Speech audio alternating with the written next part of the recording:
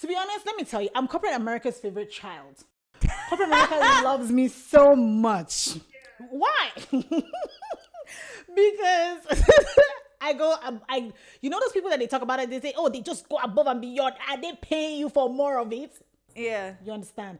I've never gotten fired before, and every job that I've worked at or every place that I've worked at, I've always been the one to say, you know what, it's time for me to take my two-legged Benz and leave, in that sense. And every time I have actually, believe it or not, every time I have left a job, they've done a farewell party for me.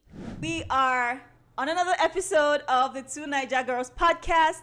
I'm here with my co-host, Jubilee Gamaniel, the gorgeous, gorgeous. Fabulous me, of course. Yes. By the way, I need to say this. I love your outfit today. I love the head wrap. Thank you. I love that mint color is. I don't know if you've ever done your like colors. What's that thing called? Color.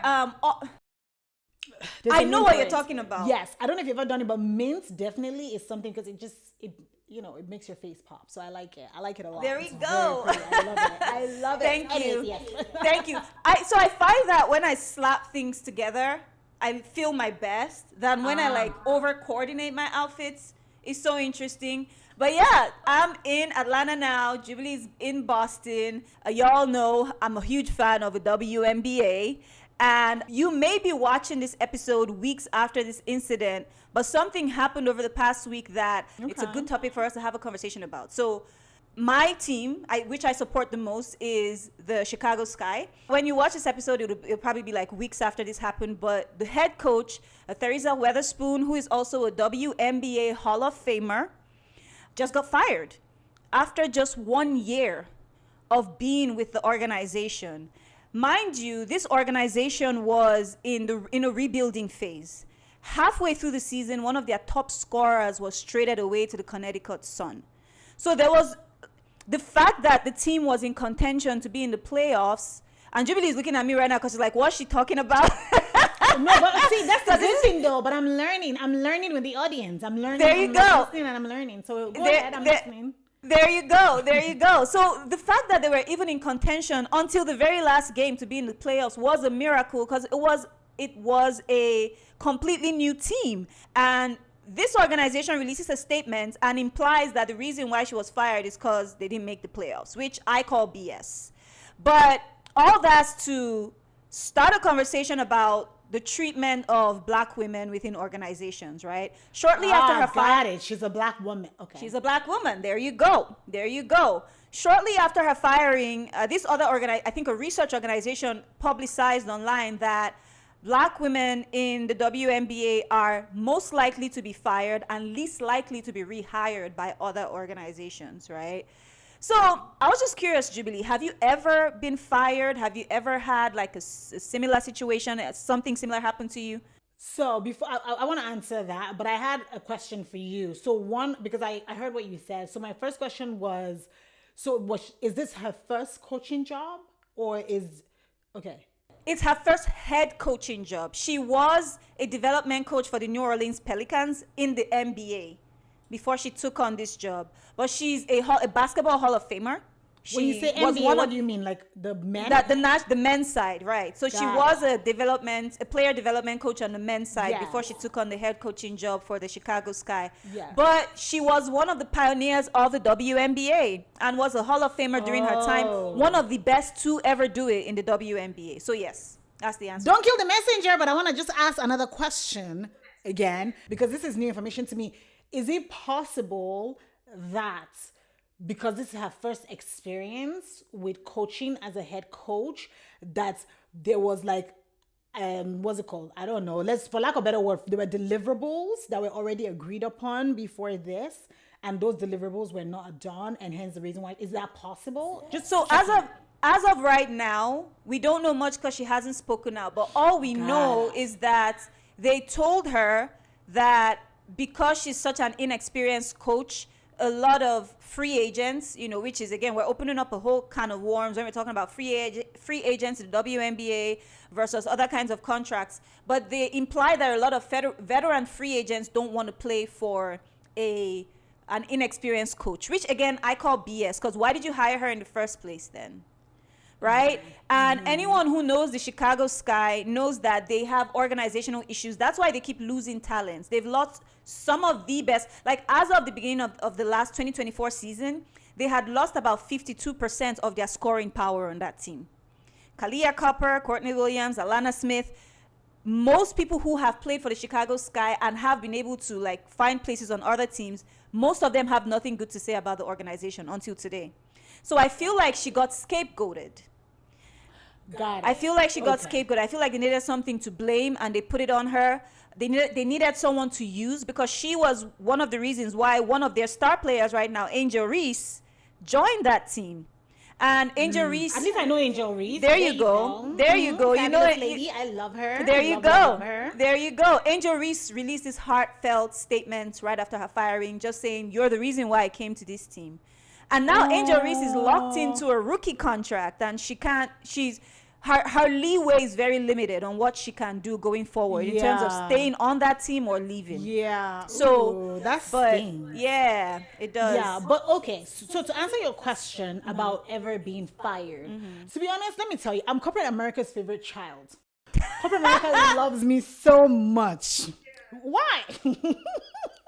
Because I you know those people that they talk about it, they say, oh, they just go above and beyond and they pay you for more of it. Yeah. You understand? I've never gotten fired before, and every job that I've worked at or every place that I've worked at, I've always been the one to say, you know what, it's time for me to take my two-legged Benz and leave, in that sense. And every time I have actually, believe it or not, every time I have left a job, they've done a farewell party for me, where they've like actually said, okay, you're leaving, goodbye, like when you leave, like if you ever want to come back, you can come back. Because truly there's like this, and I'm not trying to say other people from other places do not work hard. I want to make that very clear before I make this statement. Yeah. As a true Nigerian, I strive for excellence. That's just the thing. I was raised that way. And not just that, also, not just as a Nigerian, but as a firstborn daughter in a Nigerian home.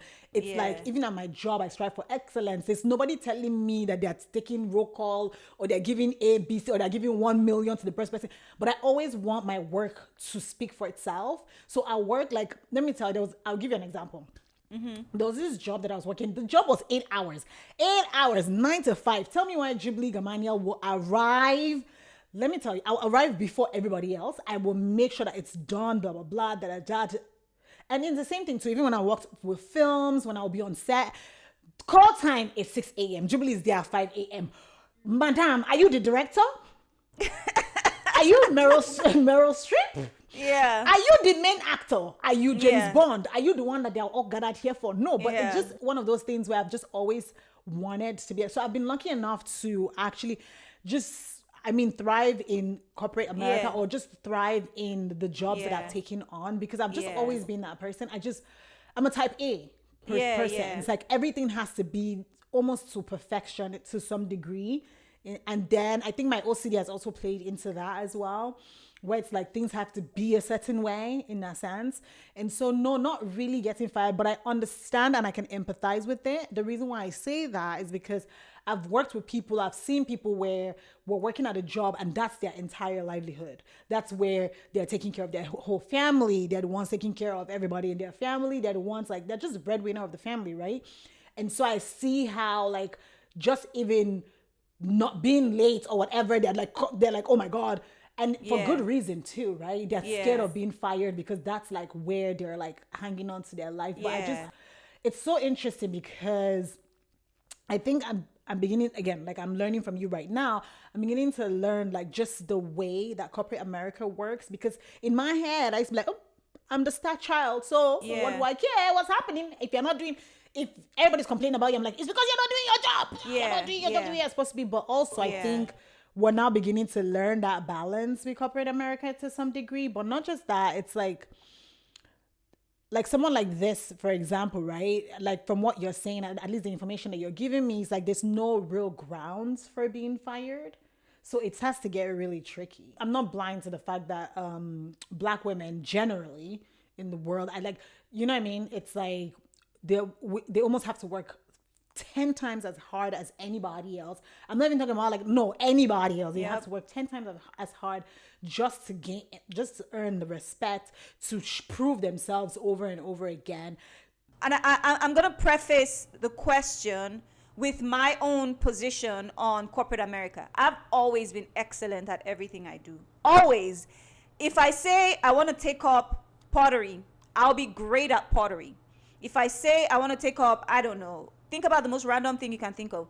I always bring excellence to every single thing I do. I brought that kind of excellence to corporate America multiple times. I remember there was this job I had right out of college, and out of 4, it was a highly coveted position. Only 4 students from my entire department were picked to do that, project, and I was one of the 4.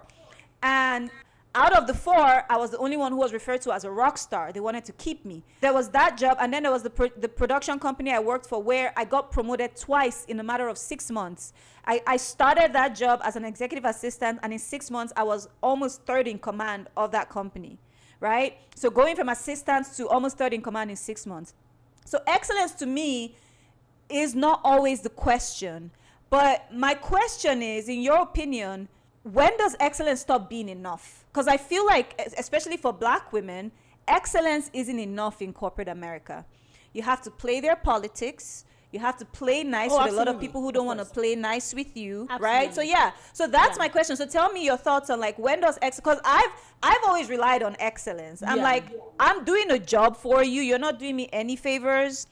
You are literally using my intellectual property to move your endeavor ahead. That's enough. The fact that I'm doing my job well is enough. I'm not. So that's the thing with me, right? That's where my stubbornness comes in, where I'm not going to compromise my dignity and my integrity to get ahead, right? Because I feel like doing an excellent job is enough. But the problem with corporate America is that excellence tends not to be enough. So I think you're right in the sense of like, what's it called? Sometimes you can put in all the work or whatever, and then Chad, like you said, can just come from nowhere, and before you know, Chad is like up there, and you're just like sitting there and being. So, for me, at least from my experience, is that yes, number one, corporate America loves if you're excellent at your job, right? And they love when you are doing 5 people's jobs at once, and they don't have to pay 5 people for those jobs that you're doing. When you start doing that, they're like, you can, and you have to understand, I grew up in a generation where it's like, we work. Gen Zs are the one that are introducing us like work-life balance to the point that now we're like, 5 o'clock, I'm out. Don't call me. We're getting introduced to that idea, because the truth is, before now, it wasn't like that. It was work, so that way you can make a living for yourself. And like I said, even coming from like Nigerian homes, it's like, no, you need to work. If your boss says run, tell him you are going to sprint, not run. You're going to sprint. Like, you have to always go above and beyond. So it's like that mentality, right? But then you're right also in the sense of like, you can continue to do all of that, and then Chad from nowhere, like you said, can come and take over the situation. For me, I'm a Libra. And I know people say, do not blame your sign on your bad behavior. Well, it's not bad behavior. I'm a Libra. It's you either like me or you don't. Yeah. That's how it has always worked for me in situations. And I know how to play politics, and that's the truth. Yeah. I know how to see everybody's point of view, and people say yes, because we do not like confrontation, but I just know how to see people's point of views. Like, oh, okay. And I truly do not believe that everything has to be an argument or a fight. And one thing I know how to do, I can just sit down silent and walk away from the conversation. Yeah. I don't need to fight back and forth with you. I don't need to baga. And I'll say to myself, because every time I've had a job, I've never taken on the job like I want to be there in 5 years. I've always taken on a job like, this is what I'm doing now, because I'm going to be doing something else. Yeah. Right. So, for example, when I was straight out of film school, and I was doing working on like productions and things, and I was always like on film sets and doing this and doing that. I enjoyed it so much, and I loved it, right? And then I'm like, oh, okay. And then somebody comes and like, oh, they're going to offer me this amount of money. And then I'm like, oh, okay. In my head, when I get offered a job like that, like a job, I'll be like, oh, I'm giving myself a year. after a year, I need to be out of here so that way I already have whatever money it is that I want to have, whatever it is, so that way I can do this, I can do that, or whatever it is that I want to do, right? So I've always thought about it that way. So I don't know how to explain. I've never really thought about it as climbing the ladder. And I think maybe that's why. That's interesting. That's why I just do my job and I keep it Yeah. pushing. And then when people are like sitting down in the conference room arguing about like, oh, but this person, but Chad came and Chad just came yesterday. I don't need to argue about what Chad did because Yeah. I will not be here with Chad in December. That is so interesting. So I think the situations that have framed my corporate America experience are situations where they were always promising me heaven and earth. Because they see the excellence. And mind you, people love me. I'm not going to lie. People love me. You know, like people, we were talking about Jubilee's husband, for instance, right? And she was making fun of him and talking about how, like, he hasn't opened up to anyone as quickly as he did with me. People love me. So people see that excellence and they want to keep it, right?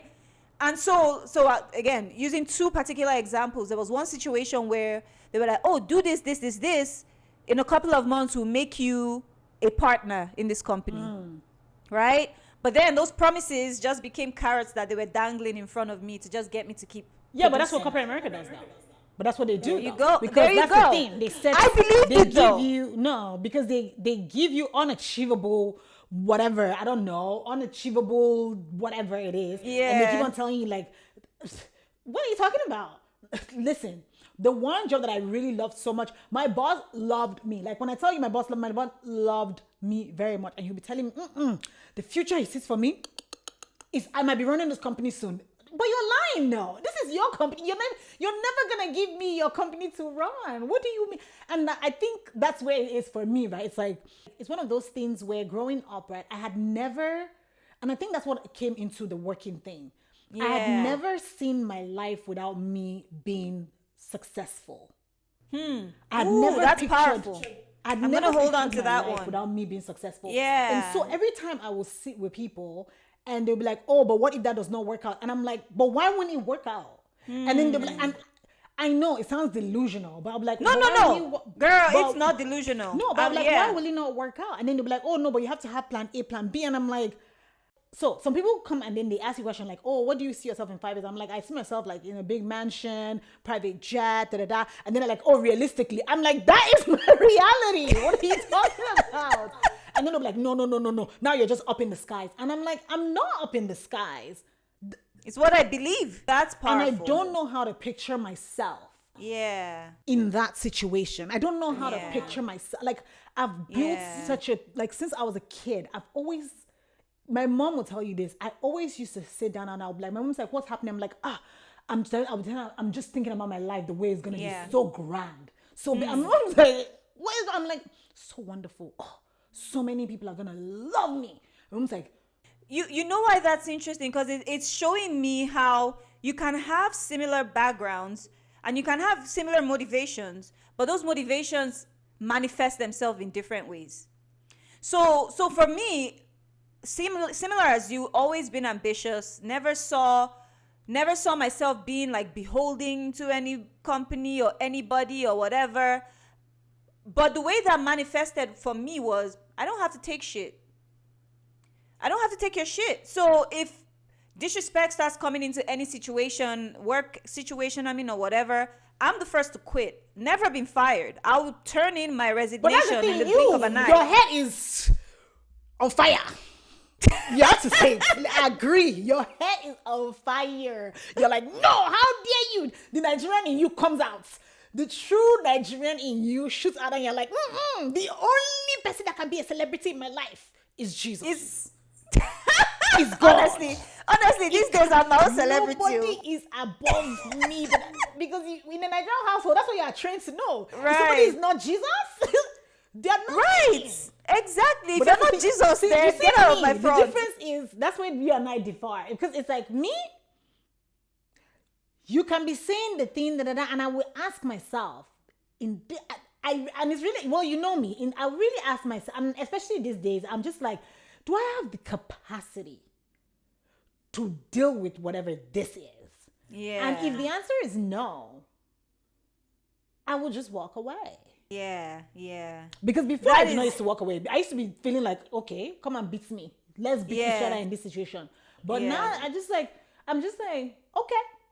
That is that. So that's what I'm saying. That we could have the same motivations, but it manifests in different ways, I agree, right? I agree, And I agree. I definitely agree that maturity counts too. Because again, situations I handled like a couple of years back, I wouldn't handle them the way I've handled them now. Yes, I agree. Yes. Especially over the past, like, I don't know, 8 months of my life, so much change has happened to the point where I now realize that a lot of times, sometimes my knee-jerk reactions to some situations where immature is the best word I can find for it, right? Because again, like you said, you don't have to engage in every argument. But you also, don't it's have not to. immature though, because in that moment, also, you have to give yourself credit because you must Yeah. also allow yourself feel what it is that you're feeling. Because in that Right. moment, if what you're feeling is, Right.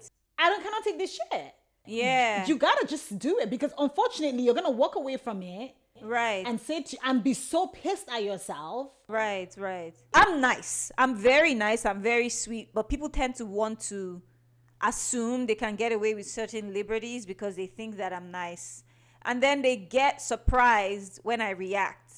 Right? They're shocked that the little nice girl has a lot of fire in her, right? But the difference between, I guess, how I used to react then versus now is there's less internalization now. So I could literally curse you out now with a smile on my face. And I'm like behind there laughing. I'm like laughing because this situation is hilarious to me. Whereas in the past, I would take it personally. Right? So that's the difference now. Like now it's like, it's so funny. I'm on Twitter a lot, right? For people who don't know, I'm on Twitter. I'm like chronically online. I'm one of those chronically online folk. Like Twitter is literally crashing on our heads since Jack sold it to Elon, but I'm still there, right? I call Twitter the bullying headquarters, but go ahead. My dear, and you have all these trolls, of course, bullying headquarters. You have all these trolls. It fascinates me how people think that the law, the rules, or the etiquette that applies in real life doesn't apply online. And so what I do online is that I will remind you that those etiquettes apply online. Like you don't get to talk to me. You don't get to talk Part of the people that I'm talking about that I'm seeing on Twitter bring. But no, the thing is, I mind my business. If you come into my space and start talking off, that's when I will put you in your place, right? I mind my business. Guys, stay away from Cynthia. You What have we will learned today? Stay You will away. look. I can't wait for the day people realize how many people I have blocked on Twitter. Stay away Like from it's Cynthia. yo, I have like 3,000 and upwards people blocked on Twitter. I'm so excited for the day people realize that they're blocked on Twitter because it's a public space, it's virtual, but you don't get to talk out the side of your mouth at me. Although these days I don't internalize it though. I'm like literally like laughing and like there's some people that have responded. You will not. You will not find me on Twitter. I'm not gonna lie because the level of peace that I like. Twitter is the Wild West. I ain't gonna lie. Twitter is not for me, but I can see how Nigerians will thrive on Twitter. Oh, and they are thriving. Because, they are thriving. Yes, because I can see, you know what I mean? I can actually see how Nigerians will thrive on Twitter because one thing I love about my Nigerian people is that they have mouths. Exactly. Wherever you think yours started is where theirs has. Wherever yours has finished is where theirs is starting from. So don't even, whatever an elder sees sitting down. Haba. If a young person climbs to the top of an Iroko tree, you cannot see it. I say that to say that experience is the best teacher. I was going to say. Why do I say that? I say that because of what you just said. Yeah. Maturity. Yes. Is knowing when to laugh and when to be upset. Yes. So that's all I wanted to leave you with. That's it. That's my final contribution. When you gave us that very Nigerian quote, I was gonna say you can't drop a quote like that without explaining, but you explained it. Yeah. And just to piggyback off of that too, we talk about these things that happen in life. We talk about, these situations that try to make us feel powerless. But I think I don't know if it's a Niger spirit, Jubilee, but you can't make a Nigerian feel powerless. You can't make me feel powerless about my situation. So all that's to say is that no matter what happens, You're still that bitch. I know this conversation started, we were talking about black women specifically, but whoever you are, no matter how much the world tries to make you feel like you're less than, look, I'm very spiritual, not religious, but very spiritual. I'm looking at Jubilee because I have a history. But, I'm very Jesus assistant? I mean, you're Jesus permanent secretary? once upon a time, not anymore. But I'm very spiritual. Nothing wrong with that. Once upon a time, I've come a long way is all I'm gonna say, and I see now. I'm more aware than I've ever been, and part of that awareness is understanding that we all have literally God in us, right? Yes. Oh, And when you're humanly, I guess, when your ego fails, you can always rely on the Godfidence, on that God confidence, right? So no matter what's happening around she you, said. and I'm using this statement as a point of contact to speak life upon Coach Teresa Weatherspoon's situation right now. She will land back on her feet. She's at the mercy of nobody, no matter how much they make her feel she is right now. She's a Hall of Famer. She has done so much, and there's still so much left for her to do. She'll land back on her feet. If you're in a similar situation as her, that goes for you as well. You will land back on your feet.